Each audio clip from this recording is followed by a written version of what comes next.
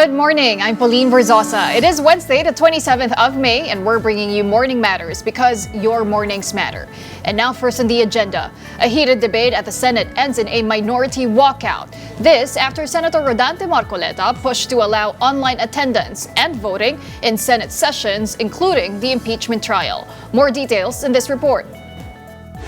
Tensions flared on the Senate floor between some members of the majority and minority blocs. The heated exchange stemmed from a motion filed by Senator Rodante Marcoleta to allow senators to vote and attend all sessions online. This would include the impeachment trial, where the Senate convenes as an impeachment court, but the motion has yet to go through the Committee on Rules. That is why Senator Erwin Tulfo insisted the majority appeared to be rushing the process.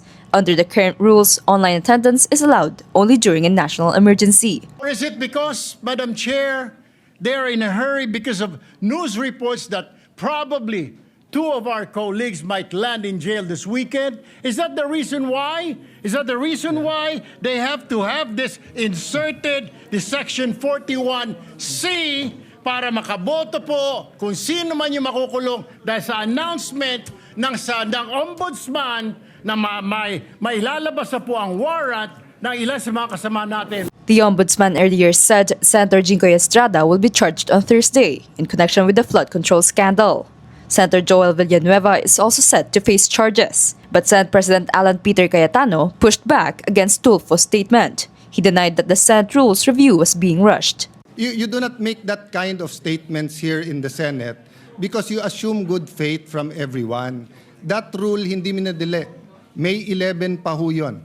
We are not even discussing the rule yet. And then, ganun na yung allegation nila. And no one from the minority stood up to say that out of order si Senator Erwin Tulfo. But before Cayetano could finish speaking, Senator Erwin Tulfo walked out. The rest of the minority members also followed and left the session hall. Pinupuno na tayo eh. Pinagpipilitan nila, naisip-isip na siguro nila dahil lumabas sa media na ilalabas na warrant of arrest o para makaboto yung mga yun na makukulong kung sino man yun, para makaboto sila kung nakakulong man sila. Kasi common sense, hindi naman tayo tanga, journalist tayo, di ba?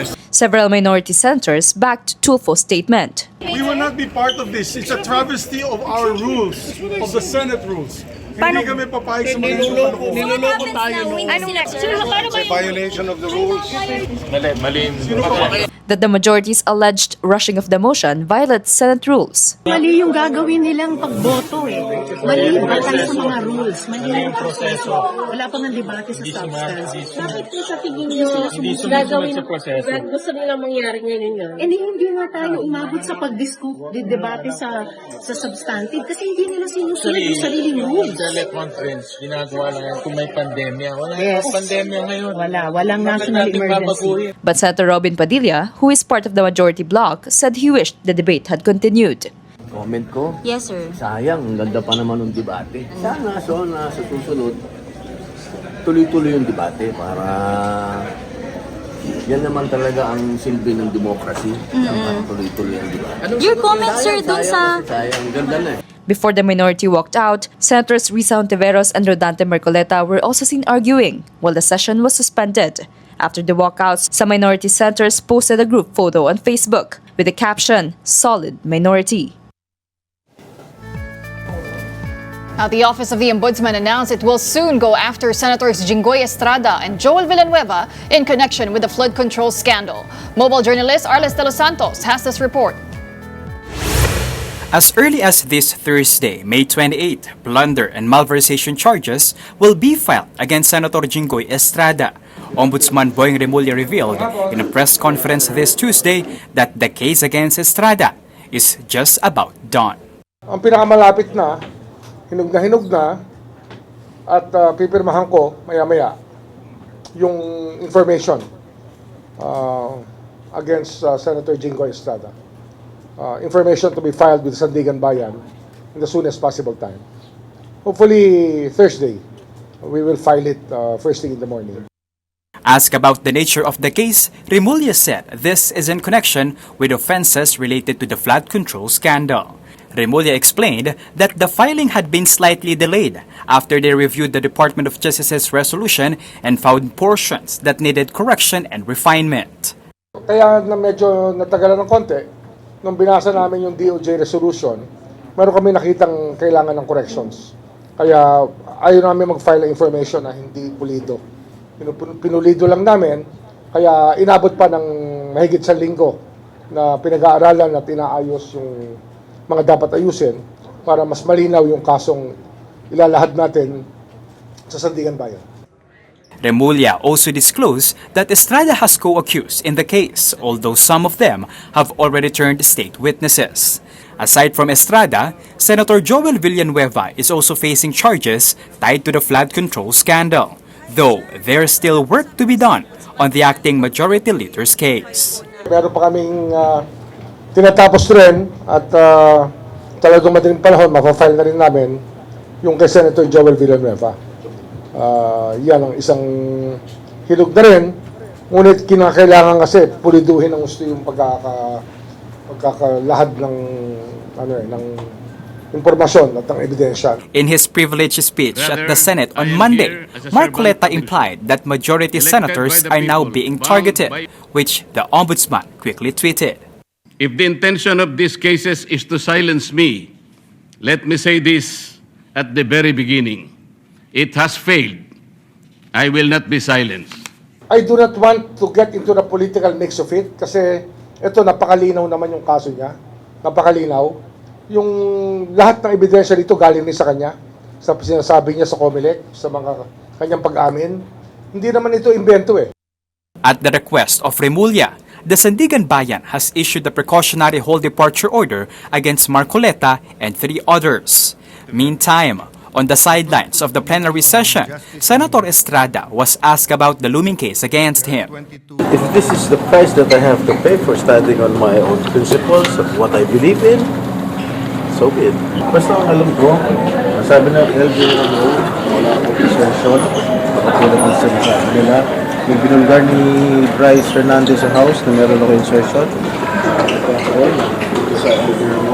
Wala silang record na ako ay may insertion ka mga. Remulla also said that aside from senators, his office have also meted out sanctions against several government officials. Marami kami pinapersu na kaso dito. Kaya lang, siyempre, ang public interest na rin dito sa flood control at sa nangyayari sa bansa at nangyayari sa Senado at sa Kongreso. Remulla then revealed that they are also preparing cases against former House Speaker and late Representative Martin Romualdez. Meron lang kaming dalawa pang kasong hinahanda tungkol dyan. Meron kaming isa pang money laundering case mabigat. At of course, yung the grandest case of them all, itong pinakamabigat na kaso dyan, the conspiracy to defraud the treasury. Yun talaga yan, sa pamamagitan ng budget. First time ito gagawin sa kasaysayan ng Pilipinas na magkakaroon tayo ng ganitong klaseng kaso.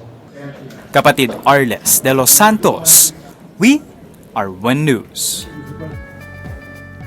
And in other news, the National Bureau of Investigation's Director, Melvin Matibag, said the agency has formally requested the Philippine National Police to revoke the firearm licenses of Senator Bato de la Rosa.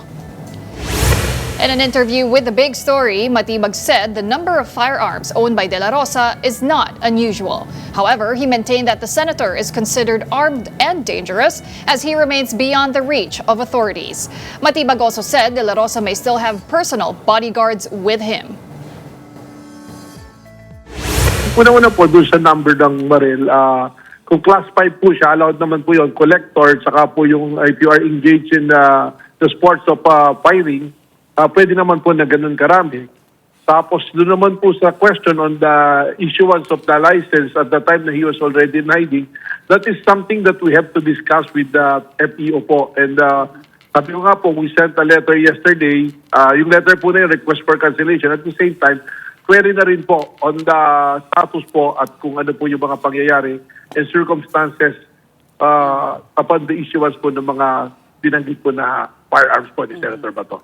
You said that Senator Bato is armed and dangerous. Does he have I wouldn't want to call it an army, but private army. Does he have bodyguards? Does he have armed men with him? Well, that is a presumption right now kasi po nung nawala siya may mga kasamang ilang mga security.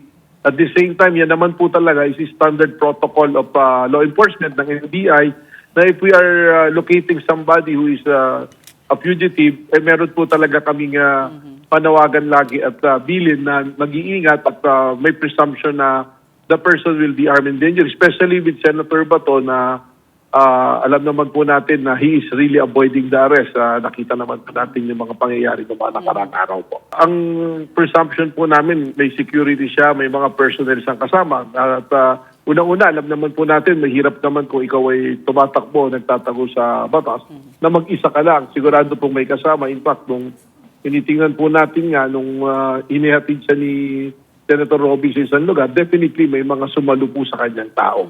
Hindi naman po siya mag-isa na umalis o nagmaneho. President Bongbong Marcos begins his 4-day state visit to Japan with a meeting with the Filipino community in Tokyo.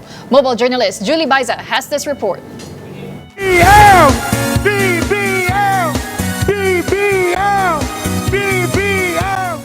Just arriving in Japan for a 4-day state visit, President Bongbong Marcos immediately met with the Filipino community there last night. Joining the meet and greet with the Philcom were First Lady Liza Arneta Marcos and several cabinet members, including DTI Secretary Cristina Roque, DA Secretary Francisco Tiu Laurel, and DFA Secretary Maria Teresa Lazaro. In his speech, the President outlined the purpose of his visit. Pinaunlangkan po natin ang kanilang paanyaya dahil ito po ay nagbibigay sa atin ng pagkakataon na mas patibayin pa ang ugnayan ng ating dalawang bansa sa iba't ibang larangan, lalo na sa pagsulong ng kapakanan at proteksyon ng ating mga manggagawang Pilipino dito sa Japan, gayon din sa komersyo at sa kalakalan, tanggulang pambansa at pangrehiyon at marami pang iba. The President also said the government will continue to advocate for the rights of Filipinos to secure decent livelihoods abroad. He also had a message for young Filipinos in Japan to take every opportunity for growth and development. But he also had this reminder. For us to thrive here, we need to be masters of the art of integration. We must respect the local laws, embrace the culture, and learn the language. However, integration does not mean assimilation. It does not mean forgetting your roots and abandoning who you truly are. Our greatest asset is our unique identity. Meanwhile, the President expressed his gratitude and recognition to parents and OFWs in Japan. He said they have served as the foundation of the strong relationship between the Philippines and Japan. Manatili po tayong tunay na kaibigan ng mga Hapon sa ating mga komunidad at pamayanan nang sa gayon ay maipakita at maipabatid natin sa kanila ang pagiging tunay na Pilipino. As of June 2025, there are 349,714 registered Filipinos residing across various regions in Japan. Kapatid Mobile Journal Julie Baiza, we are One News. Don't go away. We will be back with more stories after this break. Keep it here on One News.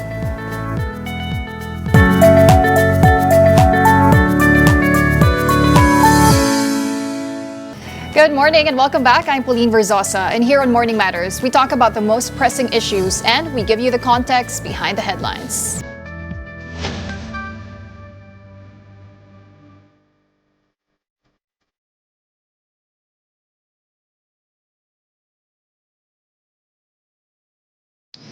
The online voting issue has triggered a heated clash at the Senate. Senator Rodante Marcoleta wants senators to be allowed to attend and vote online, including during the impeachment trial. But minority senators questioned the timing, saying the motion has not yet passed through the Committee on Rules. They also pointed out that under current rules, online participation is allowed only during a national emergency. Senate President Alan Peter Cayetano denied the rules review is being rushed, but the exchange ended with the minority bloc walking out of the session. And now to help us understand the legal and constitutional issues surrounding the Senate's online voting proposal, we are joined by Integrated Bar of the Philippines President, Attorney Alan Panulong. Good morning, Attorney, and welcome back to Morning Matters. Hello, Pauline. Good morning, and thank you again for inviting me here. All right, first of all, Attorney, we saw another dramatic confrontation unfold yesterday at the Senate, but this time it was over the proposal to allow senators to vote electronically and participate remotely. First, Attorney, what does this latest incident say about the dynamics, the power dynamics now inside the Senate? Obviously, even though Senator Bato is, is not physically present, they want him to be involved in the proceeding because, if Senator Bato cannot be or won't be able to participate in the deliberations, especially during the impeachment proceeding, so it will have an effect on the voting. Yeah, it will have an effect on the voting because, the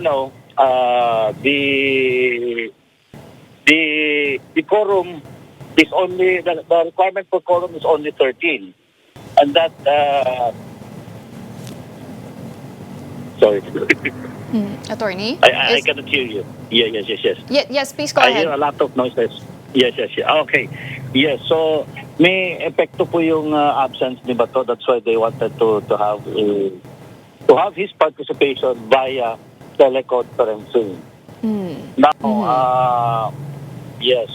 And for simple votation, the only requirement is only 11. Majority, simple majority. So with this, the Senate minority has good chances of actually, having a good flow of the proceeding. And it would be to their advantage. Well, Attorney, under the current Senate rules, remote participation is only allowed during force majeure or national emergency. So with this amendment introduced by Senator Rodante Marcoleta, do you think there is actually a legitimate argument to amend this rule allowing remote participation? Well, obviously, the reason advanced by the proponent does not fall under the exception because it's force majeure or national emergency. The legal impediment of Senator Bato to attend the session, it does not fall within that exception. So the Senate minority has good reason really to object over the introduction of the amendment of that procedure in their session. And procedurally, Attorney, how important is an amendment to a rule? An amendment to a rule should pass the Committee on Rules first, because this is the reason why the minority bloc walked out in the first place, because the majority wanted to tackle this already in the session, in plenary. Pero ang sabi nga po ng minority dito, hindi pa nga daw po nakakonstitute ang Committee on Rules under the new Senate leadership of Senate President Alan Peter Cayetano. So may basehan naman po ang minority sa pag-argue nito. Yes. Well within yung yung opposition nila because take note that there was a move to declare all the positions vacant. And up to this date, there was no filling up of all committees. Yung lahat ng committees hindi na fill up. Having said that, any proposal to amend the rules should be properly goes through the Committee on Rules, because the Committee on Rules will have to evaluate, study, and recommend whether the proposed amendment is feasible or really allowed under the rules. So, may malaki po yung ground ng minority. It is understandable that that's why they walked out during the session yesterday. Because apparently, that is opposed to the tradition of the Senate. And procedurally speaking, it is also contrary to the rules. So parang there was some sort of I don't want to call it manipulation or something like binraso, parang but it appears to be like that, no? To make sure that one of the members of the majority can participate through video conferencing or teleconferencing. So it is unprocedurally in so far as the Senate. And the minority here, attorney, is arguing na parang nire-railroad nga itong amendment, minamadali. So could that raise any legal or constitutional concerns? Well, the rules is purely internal to the Senate, so they have to settle that among themselves. But procedurally speaking, since there was failure to refer this to the Committee on the Rules, so pwedeng it gives us a legal controversy, which may be susceptible to the question. But at the end of the day, the Senate is an independent body and it's a collegial body, and they themselves can resolve their internal issues, no?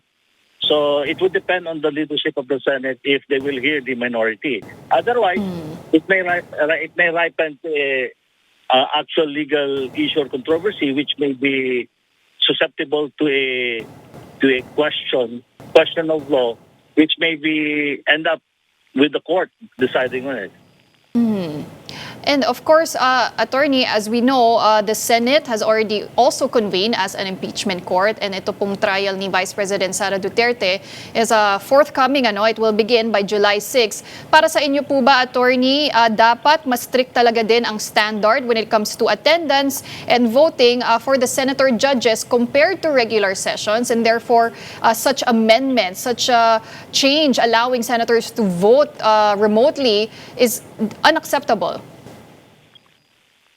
Well, considering the importance or the significance of the impeachment trial, since the second highest official of the land is the subject of an impeachment proceeding, it is but logical that the senators should all be present, no? So it would be an irony if they are acting as senator judges, but they don't do it with utmost seriousness. So hindi pwede yan. Pangalawa is that this is a very critical issue as far as the presentation of the evidence is concerned. Mahirap, while it may be true that even the rules of court allows video conferencing or teleconferencing, but it would be difficult to appreciate the evidence being presented if you are not, if the senator is not present himself, no?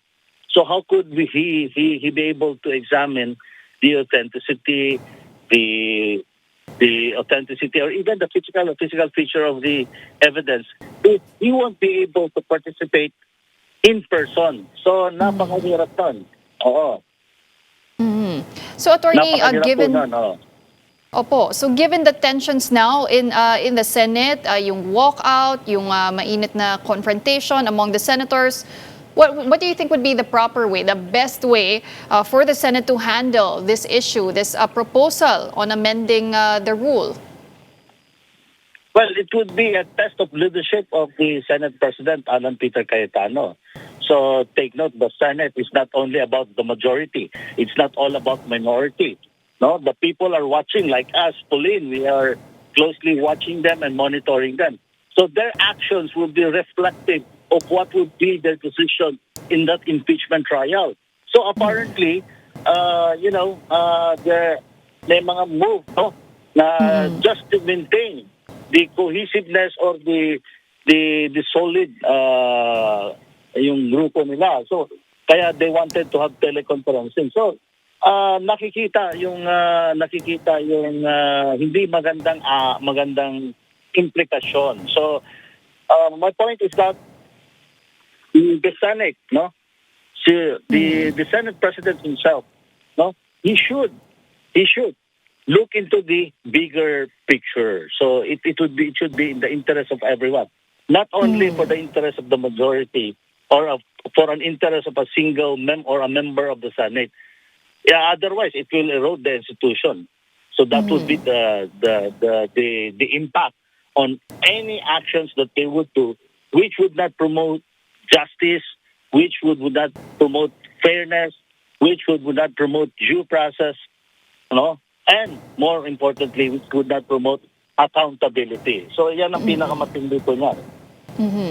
And attorney, how significant as well is this announcement from the Office of the Ombudsman that it will be going after Senators Jinggoy Estrada, Joel Villanueva in connection with their alleged involvement in the flood control scandal? Well, it will really it will pose a greater impact supposing the ombudsman was able to file indeed the cases, and then there is a finding of probable cause and a warrant of arrest will be issued against these senators. So once the warrant of arrest will be served to them, so they will be prevented from participating in the impeachment process. So they cannot perform their function as a senator judge. So, well, it will have an effect. It will have an impact, including the deliberation during the impeachment and ultimately when they cast their vote to decide on the fate of the articles of impeachment. So, ganun po yung mangyayari. All right, well, we're going to leave that there for now. Thank you very much for joining us this morning. That was Attorney Alan Panalong, President of the Integrated Bar of the Philippines. Thank you, Attorney. Thank you so much, Pauline. All right, now do stay tuned. Morning Matters will be back after this short break. Stay with us.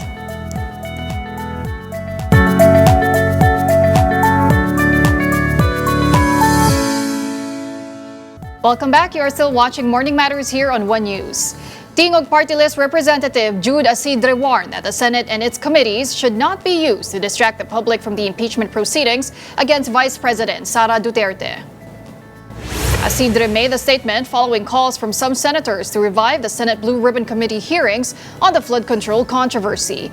According to Asidre, the move to reopen the hearings appears aimed at diverting public attention away from Duterte's impeachment trial. He also raised concerns over what he described as a possible coordinated effort to undermine the credibility of the House prosecutors before the trial formally begins. And joining us this morning is Tingog Party List Representative Jude Asidre. Good morning, Congressman, and welcome to Morning Matters. Good morning, Pawi. Good morning po sa lahat na nanonood sa atin yung oras. Okay, first of all, Congressman, you described Monday's events in the Senate as embarrassing. Now, last night we saw heated exchanges. We saw that walkout from the minority bloc. How would you describe what's happening now in the Senate? Well, after what happened yesterday, I find it really interesting how this will eventually proceed, no? But what I'm hopeful is that this will not distract them, nor will it distract the people from the real issues that needs to be addressed. We are on the process of preparing for impeachment trial, and I hope that this time political theatrics or other issues will not serve as an impediment to a fair and speedy trial for the Vice President's impeachment. Pero kung kayo po ang tatanungin, Congressman, what are your thoughts on the proposal to allow senators to participate and vote in proceedings remotely, electronically? Do you support that or do you oppose it? Critically, no, the more critical level of participation is voting. Even in the House, voting online is not really encouraged. In fact, you have to be physically present, as the rules would require, for you to vote in any measure.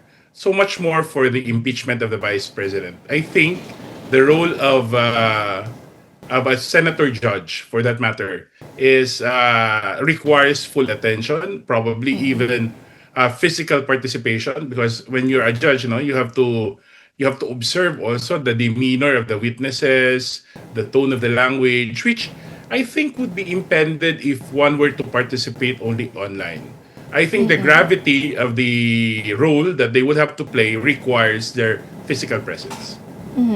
So, if there were to be an amendment to this rule, Congressman, under what conditions should remote voting or participation be allowed in the Senate, or if at all? If at all, no, definitely not in an impeachment trial. I don't think that possibility was ever considered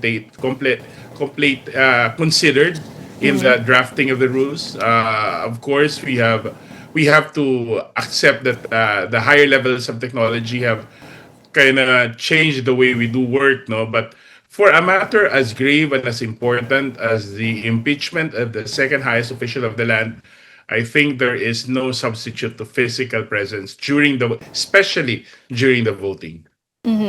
Well, you said, Congressman, that the Senate must not be used to sow intrigue and to distract the public from the impeachment proceedings. So do you see all of these as just diversionary tactics? Well, if you were to ask me, no, and I'm sure many of our kababayans would agree with us that it seems like the timing is suspect, no? Diba? Of all time, it is when it is at this point that we're discussing all these things, all these issues coming out. In the last few days, there has been conspiracy theories.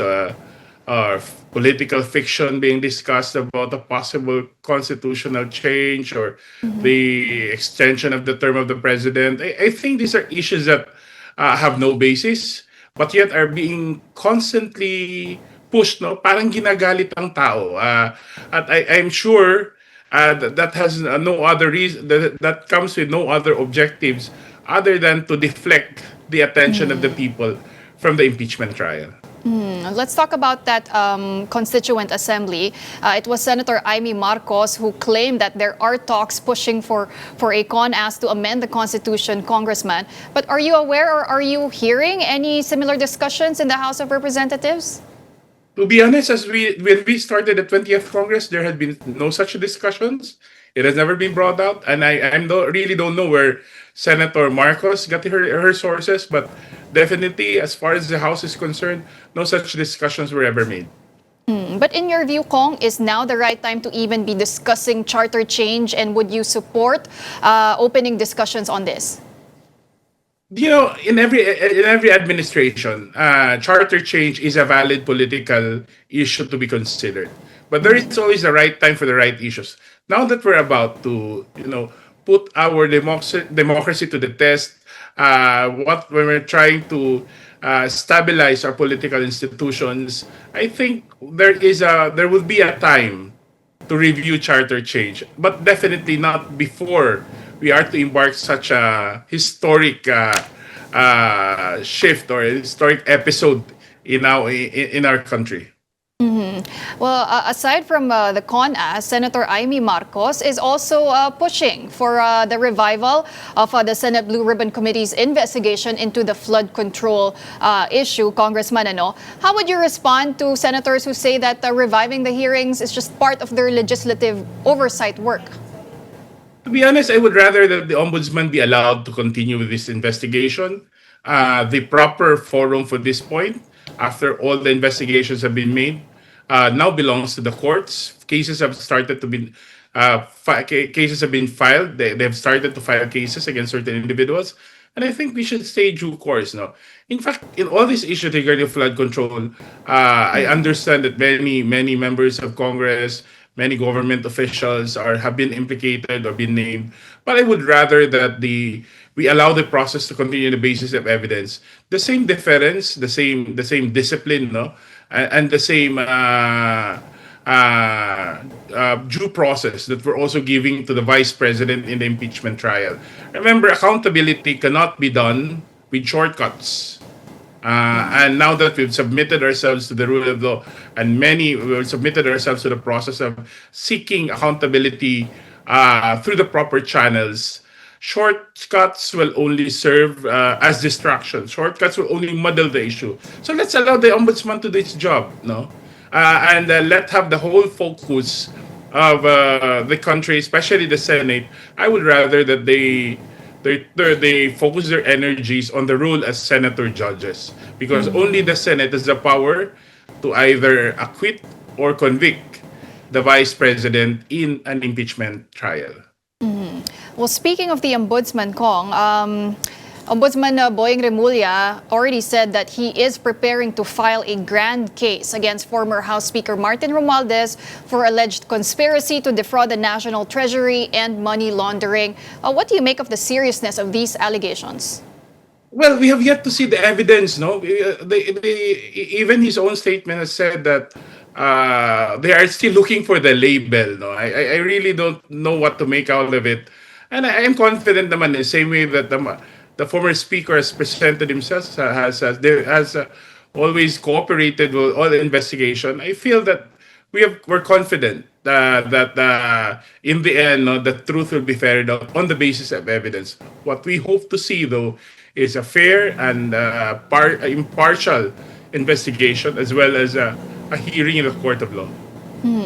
But Kong, what impact could a high-profile case like this involving the former speaker have on the credibility of the House of Representatives as an institution? Well, honestly, you've seen the way the House has done its impeachment process in the past few weeks, in the past few months. We have presented the evidence. It was an open hearing. The people were able to see for themselves how the congressmen, the members of the Justice Committee were able to come up with a decision. I think that will speak for itself. No, it cannot. We must not fall into the trap of muddling all the issues. Each of the branches of government have the role to play in this process of the impeachment, which is, of course, provided by the Constitution. The House has the duty to determine probable cause. The Senate has the duty of hearing the case, of conducting the impeachment trial. And I think I'm confident. I can say with all confidence that the House, in carrying out its role, has satisfactorily performed its mandate, and that could be evidenced by the number of votes who agreed to transmit the articles of impeachment to the Senate, as well as the growing public confidence in the process that's being done by the House of Representatives. But Congressman, how should Congress respond institutionally when one of its former leaders is now facing a case of this scale? How will you be protecting your integrity? And do you agree that former House Speaker Martin Romualdez should face all these allegations head on? Well, the former speaker, in all fairness, always has not left the country, has always cooperated with all investigations, and we're all in the process of ferreting out the truth in a fair trial. I think that speaks for itself, no? There has been the process has taken its course, and I think that alone speaks a lot about the integrity of the House. All right. Okay, now going back to the Senate, Congressman, you warned that the Senate impeachment court should not become a political war room or a campaign headquarters for any political faction. But do you think, just basing it on recent events, this is now becoming more common in Philippine politics? Well, political drama has always been part. When passionate discussions are being done, there's always this tendency for emotions to be heightened. No? But I hope that all our actions will serve to clarify the issues rather than distract the attention of the people. Political drama is inevitable. There will always be impassioned gestures, action statements.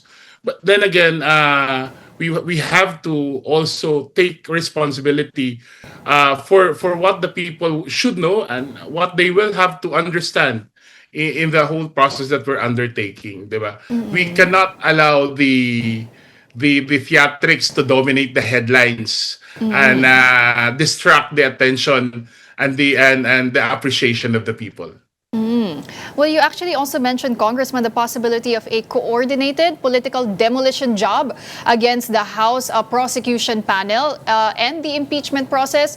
Tell us more about this, what you claim to be a coordinated political demolition job. Well, to be honest, if you look at the different statements being made, even in social media, especially with all these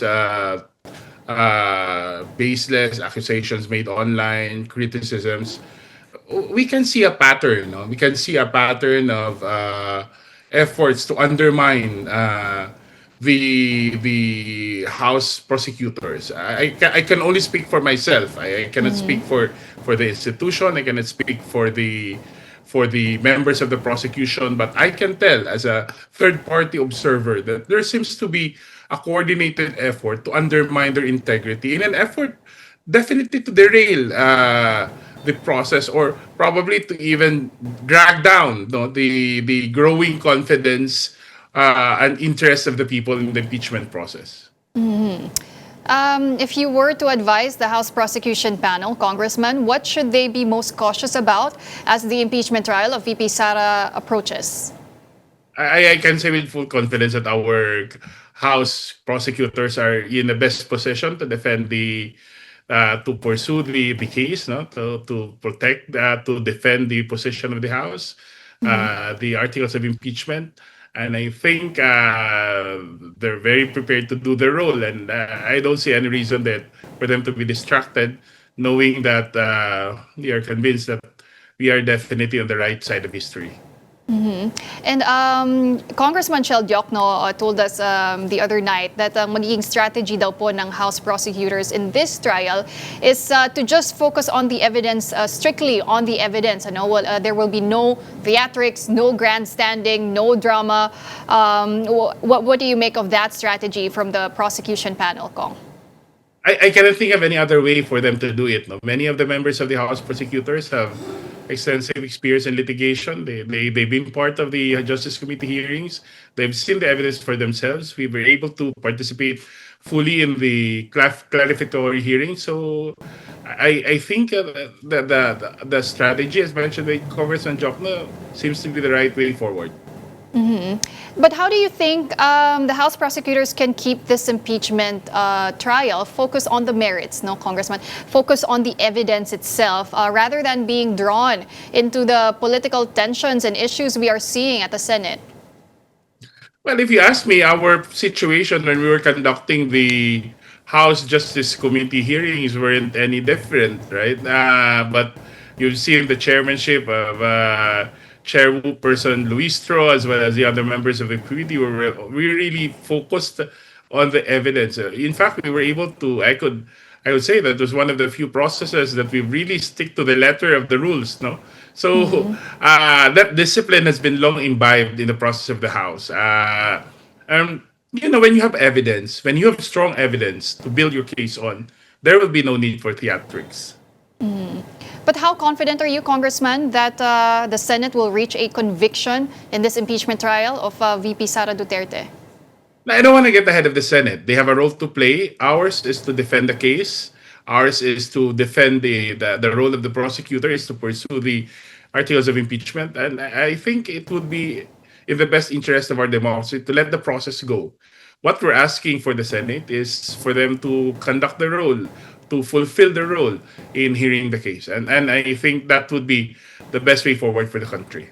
Do you expect Vice President Sara Duterte to appear in the hearings or in the trial to participate? Because during the House clarificatory hearings, the Vice President did not show up at all. I'm not so sure, that I think the Senate, the office of the Vice President would be the right office to ask, but we're hopeful. I'm hopeful because this could also be the opportunity for her to have her side heard, not only by the impeachment court, but also by the Filipino people. And I'm curious also, Congressman, what do your constituents think about this impeachment trial, this whole impeachment process, especially because the camp of the Vice President say this is all politically motivated to stop her, to maybe reduce her chances of winning in the 2028 elections, now that she has already signified that she will indeed be running for president in 2028? If you talk about our constituents, our position has actually not changed even before the last elections. In the 90th Congress, we actually also voted in favor of the impeachment. We signed the articles of impeachment. And the same this year. But despite our positions earlier, our constituents gave us a very strong mandate, giving us 3 seats in the House. In fact, giving Tingog almost 18,000 votes in Davao City and making us the #1 party list in the Davao region. That alone, I think, gives us there is no other way to measure the level of confidence that our constituents have in this decision that the party has made.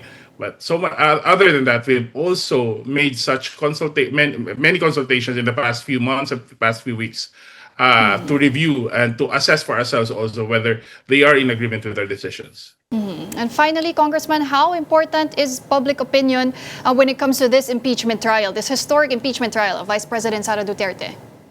Well, the public opinion is very important, especially if we go beyond just opinions, but actually participate in the discussions, try to understand the issues on hand, and really monitor the process as it goes through the Senate. No? The people have to understand they have an important role and stake in the entire process. There may be 24 Senate judges in the Senate, but they have to realize that it's not just the vice president who's in trial here. It's the state of democracy that is being examined here. Our ability to hold our highest officials accountable, their fidelity to the oath and to their oath, upholding the Constitution. These are the things that are at stake. No? And then that's why we hope that the people see the gravity of their participation, the importance of their participation in this democratic process. All right. Well, thank you very much for joining us this morning and for sharing all your insights with us. That was Tingog Party List Representative Jude Asidre. Thank you, Congressman. Good morning. Thank you. Good morning. Now, don't go away. We still have more matters to discuss right after this break. Keep it here.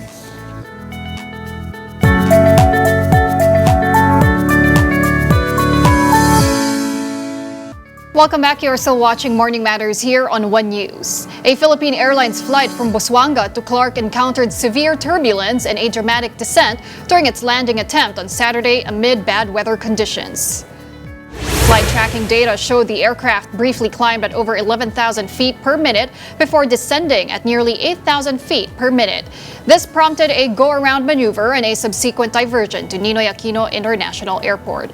Philippine Airlines said the flight followed standard wind shear avoidance and recovery procedures and remained fully under control throughout.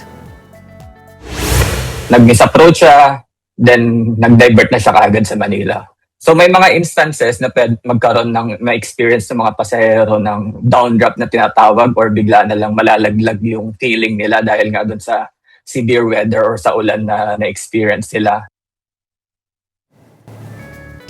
Signal has been named the official broadcasting arm of JCI Manila for the 2026 World Congress in Clark, Pampanga. The international leadership event returns to the Philippines after nearly 3 decades. Mobile journalist Ray Vicente has this report. It's official! Signal TV is the official broadcasting arm of JCI Manila for the JCI World Congress 2026, which is set to happen on November 11 to 15 in Clark, Pampanga. Representatives from JCI, MediaQuest, and Signal held their ceremonial contract signing on Tuesday, May 26. We are very thankful for Signal for really amplifying our voice, our advocacy, because JCI Manila is a leadership organization. This World Congress partnership, we believe in the power of the media to really get our voice out there, to showcase the Filipino hospitality to the world, where we are expecting around 6,000 to 8,000 foreign delegates coming to Philippines, coming to Clark. And who is a better partner than TV5 for that? JCI World Congress is an international leadership event where more than 120 countries converge to network and drive global impact. Almost 30 years later, the Philippines will be the host country again. Every year we have a World Congress. The last time we hosted the World Congress is 30 years ago. So this is something that is historic for the JCI world and also for JCI Philippines and especially for JCI Manila. And let's show them what we have become as a nation, as a country, as a community of leaders. This event also aimed to encourage and bring youth together with the help of its media partner to voice the advocacy. Signal is set to cover the event from its professional workshops to cultural immersion activities. I guess it's our advocacy to support the youth, driven by the young. I think JCI is a membership of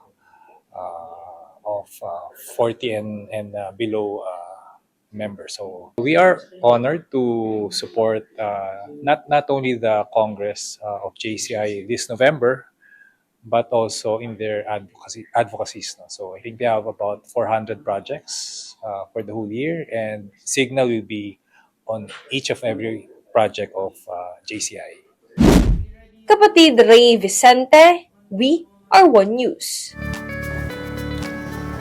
And that wraps up today's episode of Morning Matters. We hope we've given you just the right start to your morning. Let's make the day matter. I'm Pauline Verzosa. Kapatid, we are One News, all sides, all the time.